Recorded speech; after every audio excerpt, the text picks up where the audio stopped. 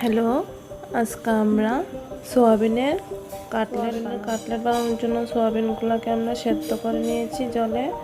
তারপরে জলগুলো একদম চিপে ফেলে দিয়েছি। এখন এগুলোকে আমরা গ্রাইন্ড করব। দেখুন, আমরা সোয়াবিনগুলোকে গ্রাইন্ড করে নিয়েছি এরকমভাবে। এখন আমরা এগুলোকে নামিয়ে নেব। এখানে আমরা সয়াবিন পেস্টটা নিয়েছি, পেঁয়াজ নিয়েছি, আলু সেদ্ধ করে নিয়েছি, কাঁচামরিচ, হলদি, লবণ আর রসুন এতটুকু নিলাম। আর এই ম্যাগির মশলাটা এক প্যাকেট আমি নিয়ে নেব। সবগুলো এখন মেখে ফেলবো। আমরা এতটুকু চিনিও নিয়ে নেব। এখন সবগুলো মেখে নেব।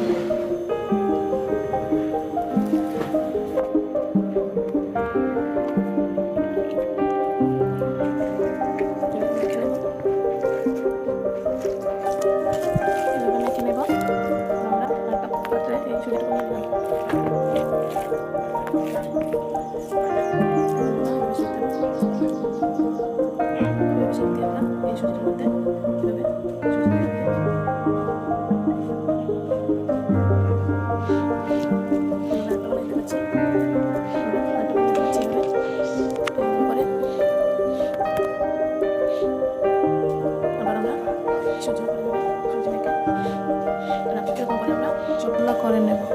আমরা সবগুলো কাটলেট রেডি করে নিলাম। এবার আমরা এই থালাটাতে একটা ডিম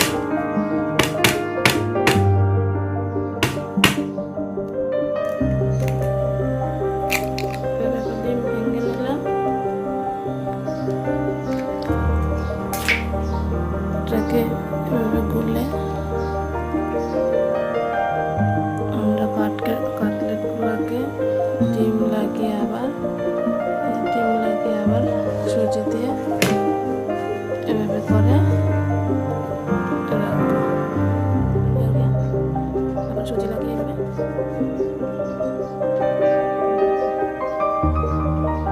এরকম সবগুলোতে আমরা আবার ডিম লাগিয়ে আবার দ্বিতীয়বার সুজি মিশিয়ে রাখবো। এভাবে আমরা সবগুলো রেডি করবো। এভাবে আমরা ডিম লাগিয়ে আবার সুজি দিয়ে এটা এইভাবে কাটলেটটা তৈরি করলাম। সবগুলো রেডি হয়ে গেছে আমাদের। এখন আমরা ভাজাটা দেখো। আমরা কাটলেটগুলো বানানোর জন্য তেল এখানে গরম করেছি কড়াই বসিয়ে। আর এদিকে কাটলেটগুলো এখানে একটু সুজি নিয়েছি আর একটু সুজি লাগিয়ে এগুলো আমরা তেলে ছেড়ে দেব।